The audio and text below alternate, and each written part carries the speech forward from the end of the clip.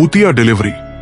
उस अंधेरी रात में जब बरसात की बूंदें जैसे खून के रंग में चमक रही थी, मेरे फोन ने एक ऐसा संदेश दिया जिसे देखकर मेरी रूह जम गई।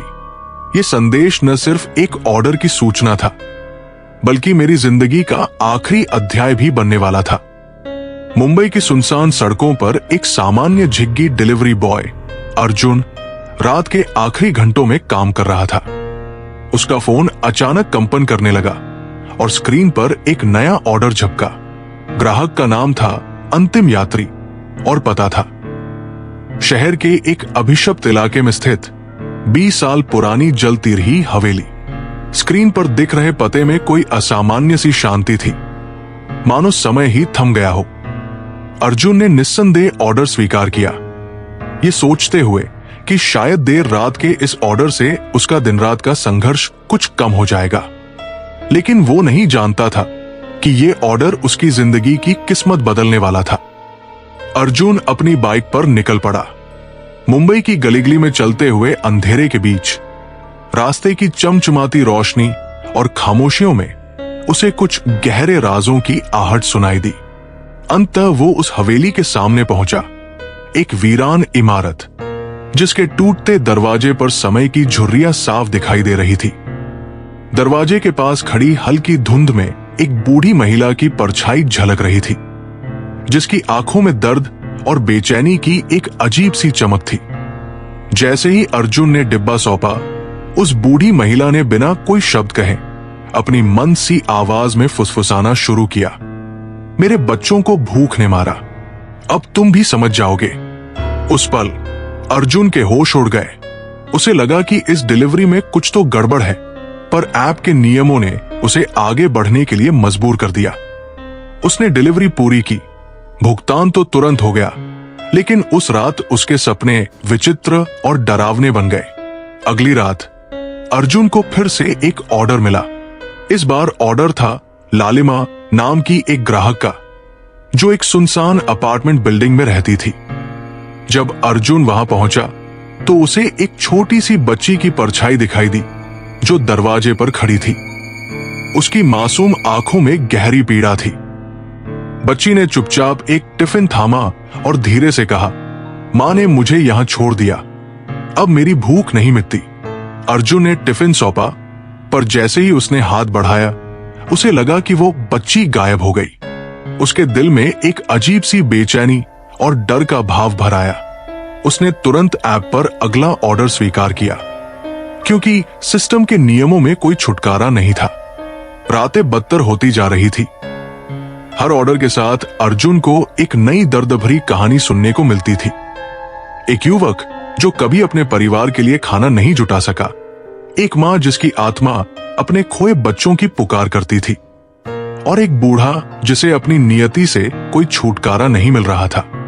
फोन की स्क्रीन पर ऑर्डर आते ही अर्जुन की मानसिक स्थिति पर अजीब सा प्रभाव पड़ता जा रहा था।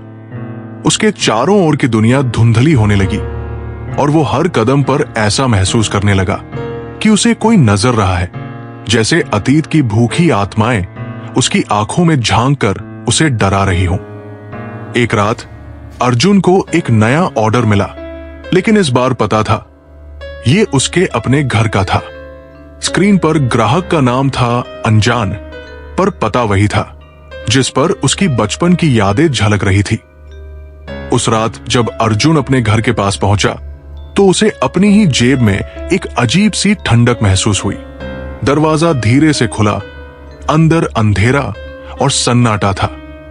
अचानक उसके फोन से एक मृदु किंतु घमंड भरी आवाज सुनाई दी, तुमने अब तक जो सेवा की वो तुम्हारे अपने कर्मों का हिसाब है। अर्जुन ने झट से डिलीवरी बैग खोला।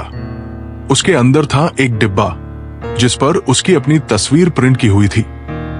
काले कपड़ों में, आंखों में भय और अफसोस के साथ उस तस्वीर के नीचे लिखी थी, तुम्हारा समय समाप्त, तुम्हारी आत्मा अब हमारे साथ। उस पल अर्जुन का दिल ठहर सा गया। उसने चारों ओर देखा तो दीवारों पर धुंधली परछाइयां नाच रही थी। अतीत के वो भूखे प्रेत जिनके दर्द भरे किस्से उसने सुने थे, अब उसके सामने जीवित प्रतीत हो रहे थे। बूढ़ी महिला, बच्ची, युवक, सभी के चेहरों पर एक ही सच्चाई झलक रही थी। तुम हमारे अधूरे अरमान हो, तुम वो नजर हो जिसे हमने वर्षों से खोजा। उसकी आंखों में पसीना जम गया। वो समझ गया कि ये ऑर्डर केवल खाने के नहीं थे, ये उन आत्माओं के दर्द का हिसाब लेने का एक तरीका थे, जिनकी अनसुनी पुकार अब उसे भी घेर चुकी थी। अर्जुन ने भागने की कोशिश की, पर जैसे ही उसने दरवाजा खोलने का प्रयास किया, उसे महसूस हुआ कि उसका शरीर जड़ हो चुका है। हर तरफ से उन प्रेतों की सूनी, कानों में गूंजती पुकारें उसके दिल को चीर रही थी। फोन की स्क्रीन अचानक चमक उठी और एक नया ऑर्डर आया। इस बार ग्राहक का नाम था अर्जुन और पता था यहां। उस रात अर्जुन ने अपने आखिरी ऑर्डर की डिलीवरी की। उसने जैसे ही डिब्बा खोला, एक तेज अंधेरे में भटकी हुई आवाज ने कहा, अब तुम भी हमारे बीच हो, तुम्हारी आत्मा हमारा भोजन बनी रहेगी। उसकी चिल्लाहट गूंज उठी, पर वो दरवाजे से बाहर निकल न सका। अगली सुबह मुंबई की सुबह सुनसान थी। हवाओं में एक अजीब सी ठंडक थी और वो पुरानी हवेली जिसमें अर्जुन की अंतिम डिलीवरी हुई थी, अब भी वीरान खड़ी थी। शहर के लोग उस घटना की चर्चा करते थे, पर किसी ने भी देखा नहीं कि अर्जुन कहां चला गया। लेकिन झिग्गी ऐप की स्क्रीन पर एक नया संदेश आ गया था, जैसा कि पहले कभी नहीं हुआ था। नया डिलीवरी बॉय आवश्यक। और उस संदेश के नीचे एक तस्वीर चमक रही थी। वो तस्वीर जो अब अंधेरे में खो जाने वाली आत्माओं में से एक थी। अब हर रात जब कोई डिलीवरी स्वीकार करता है, तो मुंबई की गलियों में एक अजीब सी कहानी फिर से जन्म लेती है।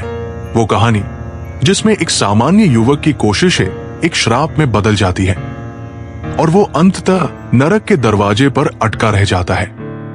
एक ऐसा चेहरा जो हर नए ऑर्डर के साथ फिर से जीवित हो उठता है। क्या आप भी तैयार हैं उस डिलीवरी के लिए जहां ग्राहक सिर्फ इंसान नहीं बल्कि भूखे प्रेत होते हैं? Subscribe Fear Fuse for more.